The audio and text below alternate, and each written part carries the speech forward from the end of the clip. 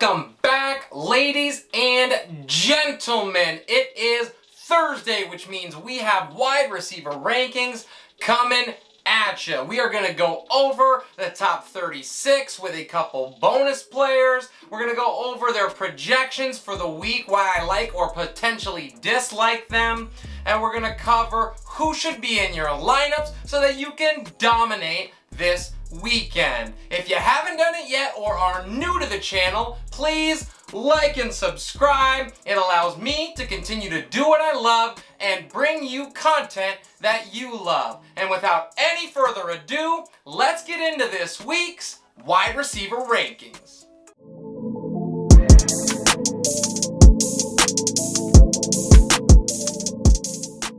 At the top of the list at number 1 is Stefon Diggs against Kansas City. Diggs just started heating up and now he gets a Chiefs defense ranked bottom 5, having surrendered 7 touchdown passes on the season. This feels like his 2021 coming out party to me. At number 2, it's Davante Adams. He gets the Bengals on the road.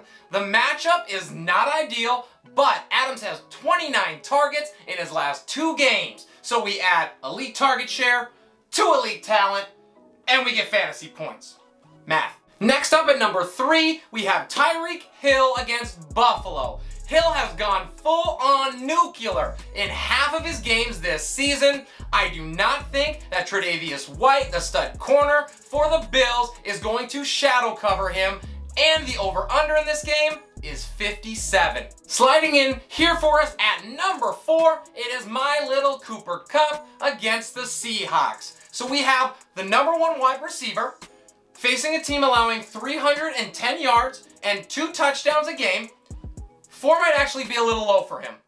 Cooper has never seen under 10 targets in any game this season, and he's averaging 12 targets a game. Rounding out our top 5 is Justin Jefferson against Detroit. He comes in averaging 102 yards in his last 2 games, and he has a touchdown in his last 3 games.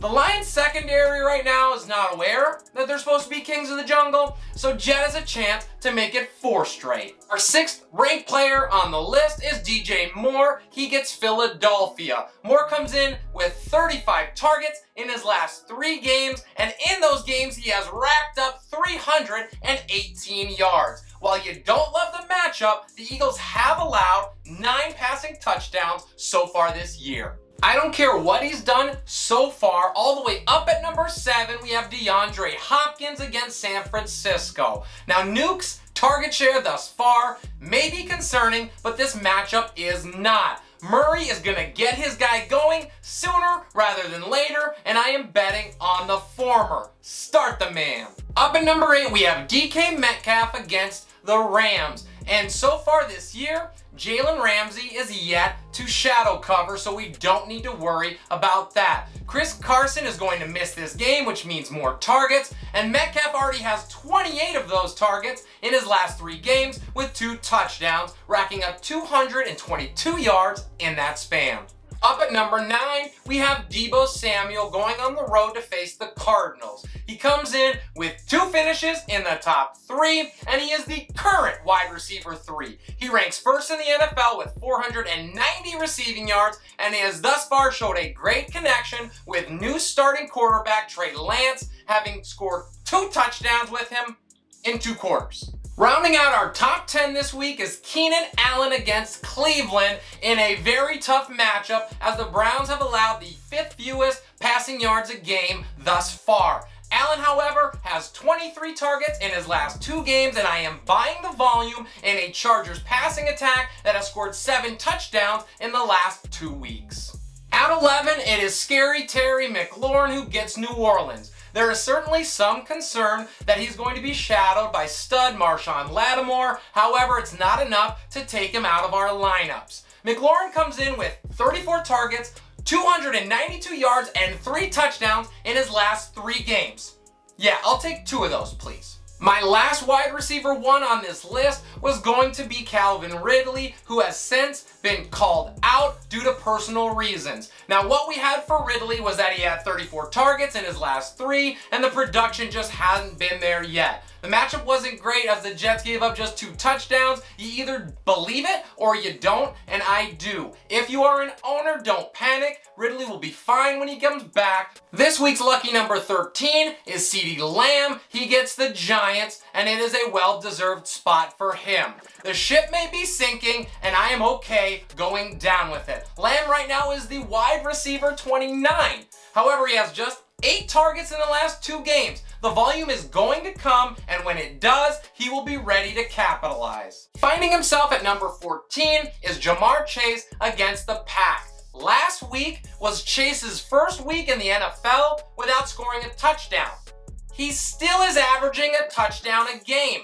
Now, Green Bay's secondary is one of 5 to give up double-digit passing touchdowns so far this year. Our 15th player is Chris Godwin, and he gets the Dolphins at home. Last week was his first week in the year without a touchdown reception. Miami has allowed 7 passing touchdowns and 268 yards a game. Godwin comes in with 296 yards receiving. Next up is Adam Thielen at 16. He gets Detroit. Hooked on a Thielen has 4 touchdowns in 4 games. And the Lions have allowed 7 passing touchdowns so far this season. In addition, the Vikings may have to air it out a little more with Dalvin Cook banged up. I like Thielen to bounce back. Next up is Amari Cooper against the Giants. Cooper comes in with 258 yards and 3 touchdowns on the season. There is some slight concern that James Bradbury shadows him in this game, but he is worth the wide receiver 2 price tag because of his upside. He is here at 17. Up next is Tyler Lockett at 18. And speaking of upside, if you own him, you've already paid for the ticket to the roller coaster, so you might as well get on it. The Rams are also allowing nearly 300 passing yards per game. Speaking of roller coasters, hello, Mike Evans. He's next up at 19 and he gets Miami. It's about time that Brady heats up in the red zone, and without Gronk there to produce for him, Evans is the best consolation prize money can buy. Rounding out our top 20 is A.J. Brown against Jacksonville. Welcome back, Mr. Brown. Your gift for returning is facing the 3rd worst passing defense in the NFL, allowing over 320 yards per game. Please let us know if you need anything else. Marquise Brown gets Indianapolis this week and is here at 21. And apparently it doesn't matter if he can catch or not, because he's currently the wide receiver 13. Brown is averaging over 7 targets in his last 3 games and has 2 top 11 finishes in that time. We have Mike Williams against Cleveland here at 22, and prior to busting last week, Williams was averaging a touchdown, 10 targets, and 95 yards a game. This might be an overreaction, but the Browns defense is legit. At number 23, it's Deontay Johnson, and speaking of legit secondaries, hello, Denver. The Broncos ranked 6th in passing yards allowed per game. Now, Johnson has 35 targets in the 3 games that he's played with 2 touchdowns. I like him enough to put him as a wide receiver 2. At 24, it's Robert Woods against Seattle, and reports are not, Bobby Trees needs to be more involved. Eventually, someone's gonna guard Cooper Kupp, right? I think so, maybe? Woods is gonna cash in when that happens eventually. Enter Seattle. The final player in our top 25 is Corey Davis against an Atlanta Falcons defense that has allowed the most touchdown passes in the NFL at 11. Davis comes in with 152 yards and a touchdown in his last 2 games with 17 targets during that time. I will take that volume against that secondary. He is a wide receiver 2 with upside. Finding himself at number 26 is Antonio Brown against the Dolphins. Now, Brown might be the Bucs wide receiver that is most likely to avoid coverage from their studs in Byron Jones and Xavier Howard. He had 11 targets last week and was inches away from an extra 70 yards and a touchdown against the Patriots. Brandon Cooks gets another brutal matchup against the Patriots and is our 27th ranked player. The Patriots allow just over 200 yards passing a game, which is 3rd in the league. Davis Mills certainly doesn't help, but Cooks has 32 targets in his last 3 games, so you buy the volume. At number 28, it's Emmanuel Sanders against the Chiefs. 268 yards and 2 touchdowns isn't bad for a flex option. He faces the Chiefs, you say? He's got the number 1 ranked quarterback for the week throwing to him, you say? Bye now. Cortland Sutton going on the road to Heinz Field is our number 29th player. Pittsburgh's secondary has allowed 8 touchdown passes, and Sutton is averaging 8 targets a game in his last 3. I just wish those targets weren't coming from Drew Lock. It'll be fine.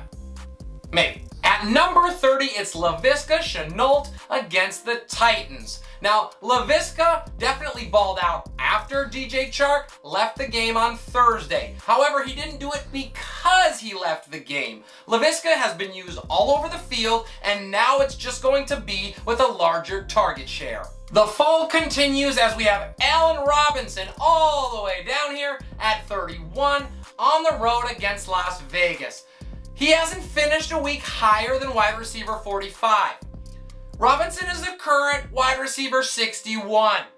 Clearly, there's risk. Justin Fields got the memo, right?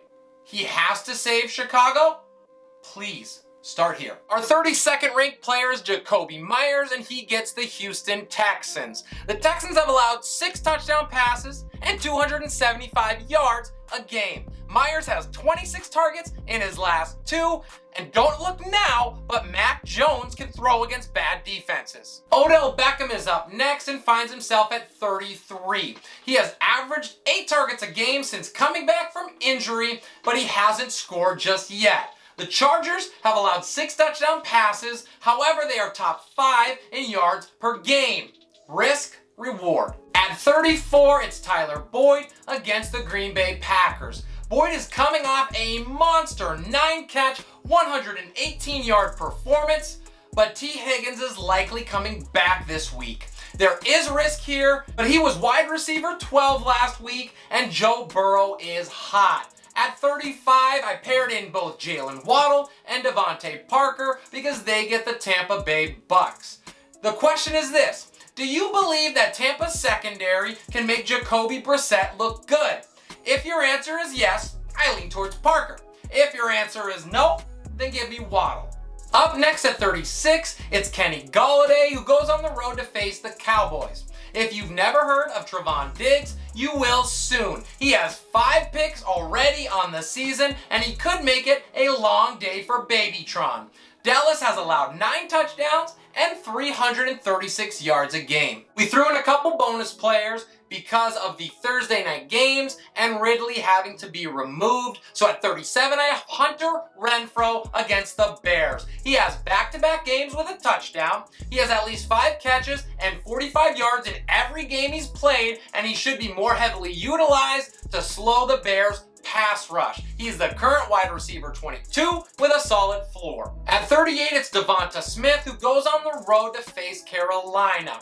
I think Smith is just happy that Stephon Gilmore isn't ready yet. The Panthers allowed just 181 yards passing a game, which is second best in the league, so he's gonna have to earn this encore the hard way. Before we send you on your way, here are a couple notable omissions for you guys. First up is Cole Beasley against Kansas City, and he simply has the worst matchup of any of the top 3 Bills receivers. Next, we have Michael Pittman Jr. against Baltimore on the road, and unfortunately, he still has Carson Wentz throwing the ball. Next up, we have Darnell Mooney going on the road to face the Raiders. Paging Fields. Justin, please report to Soldier Field immediately. Thank you. And thank you for joining me today. If you have any questions or any comments, if you're teetering between one player or another, please drop those down below. This is Relentless Press. I am your host, Abraham Opax, and we'll see you next time.